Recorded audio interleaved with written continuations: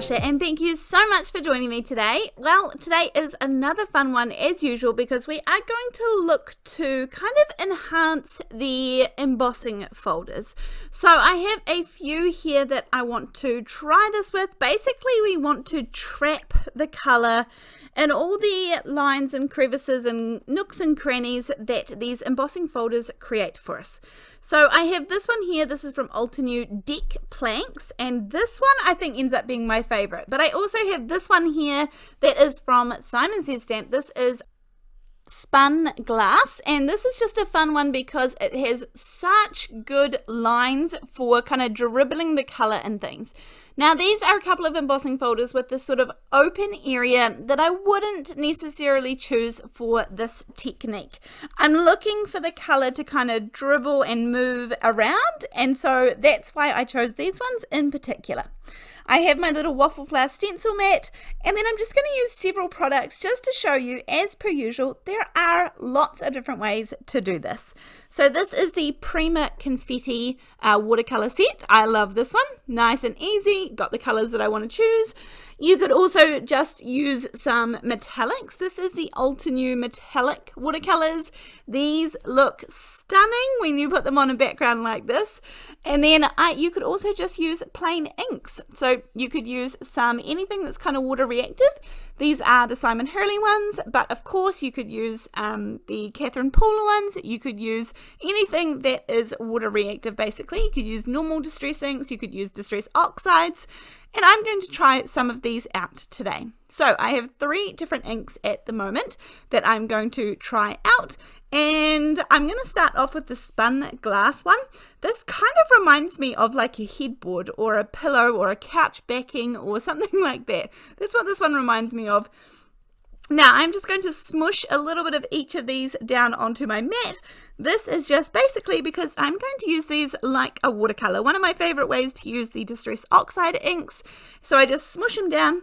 I am going to make sure that I wet the front, but I'm also going to spray down the back. Now if you spray down the back of your piece of paper, this is what stops the curling. So it won't curl up if both sides are damp. Now I'm just going to kind of splotch the color on. There's no technical terms for it. Pop it here, there, and everywhere. I'm just using a paintbrush today. I added a little bit of water into each of the colors. Now I have put on my lighter blue, and then I'm coming in with my chipped sapphire. I think this is really nice too. You can already see that it's starting to like fall into the little creases and folds of where the embossing folder was. Now I kind of came to add in some of the cracked pistachio, and it kind of turns a little bit almost browny. I just didn't like it. I thought I was going to like the combination, and I didn't end up liking it as much as I thought I would, so I kind of just stopped. Now, bearing in mind with oxides, with normal inks, with watercolors, they all dry back a little bit. So you can see that it has kind of a little bit more stronger color in the folds and cracks at the moment, but then when it dries, it comes back a little bit. Now, in my opinion, this way works a little bit better. So this is just direct to paper. This is easy, easy, easy, and in my opinion, this one ends up working out a little bit better. So I just added the 2 inks for this one. Simply add a spray of water, and you can see it catches all of those gorgeous little bits and pieces. It fills them up beautifully. I've added quite a lot of water here, so I do end up moving it around a little bit.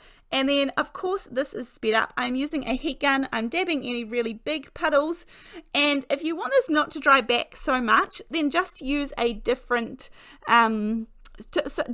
use something that you know is going to keep the color and hold the color. That might be different watercolors, it might be watered down acrylic paints, it might be just whatever you have handy, and just experiment with them so you can see the difference between those two and how much you can really make out the pattern. Now this is the Deck Planks. I really love this one, and I really end up loving the background. I have some hickory smoke, some weathered wood, and some vintage photo. Now I'm just going to direct to paper again. This was my favorite out of the 2 techniques, so I'm just going to add it directly to the paper, spray a little bit, and you can see it catches in between all of those planks of wood, which is perfect. I kind of dab up any of the really big puddles that I create. This one I did not spray the back, so I've got a little bit of curving, a little bit of bending, but that's okay. And then I just go in with a heat gun, and I did spray quite a lot of water. It makes the ink move around, but I'm just coming in and doing, this is of course sped up a little bit, so it takes a little bit longer than this in real life, but not too bad. And there we go.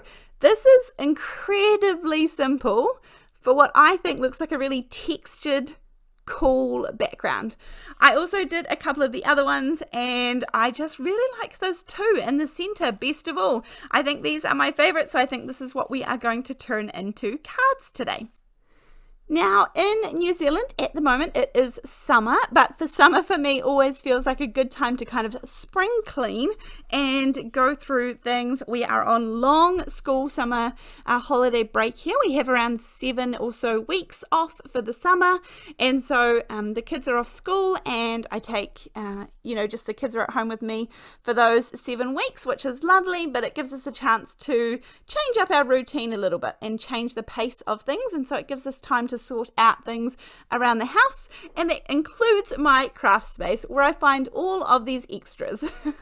So I have these vellum circles already cut from this die set. I love this die set by Elena Crafts, and this just gives me a good springboard for any easy project.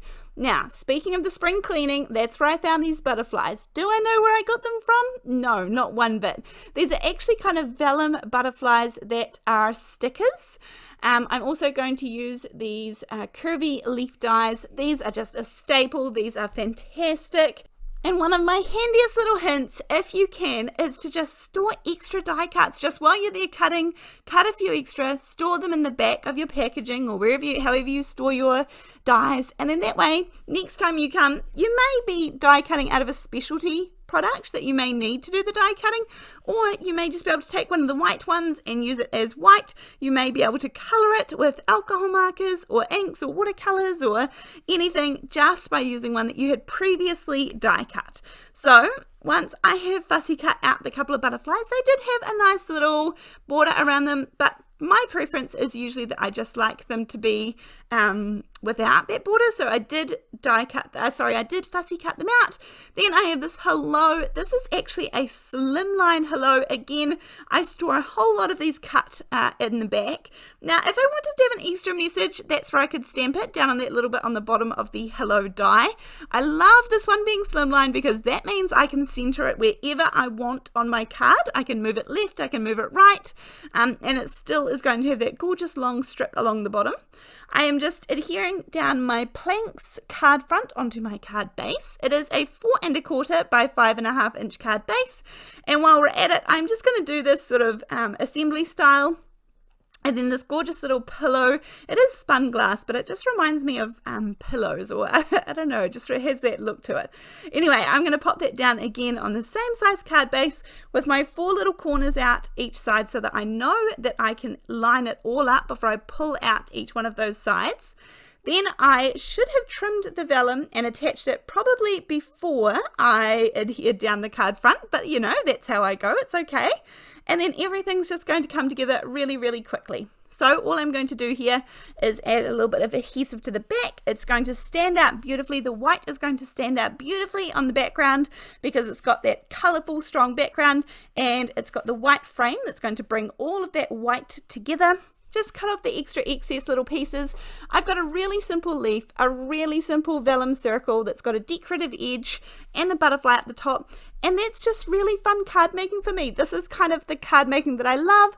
Often I don't have a whole lot of time to spend lots of time creating backgrounds and then lots of time to turn those into things. So this is just really fun. I had a really good play. It was really lovely, and it was the perfect amount of time for me. So I hope that you've enjoyed this video too.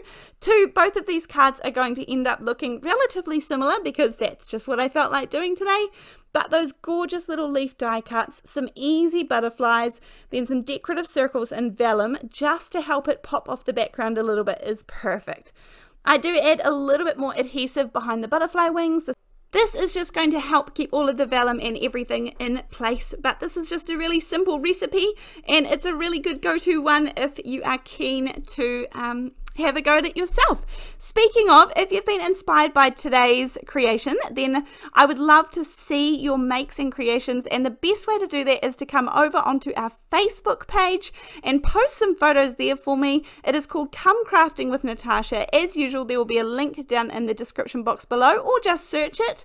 And as well as that, down in the description box, there's also a link for the Buy Me a Coffee if you'd like to help support my channel. This really helps me run the channel. It helps me produce all these videos. I appreciate it so very much. But other than that, thank you so much for joining me today. I hope you've enjoyed this video, and I'll see you on the next one. Thanks, bye.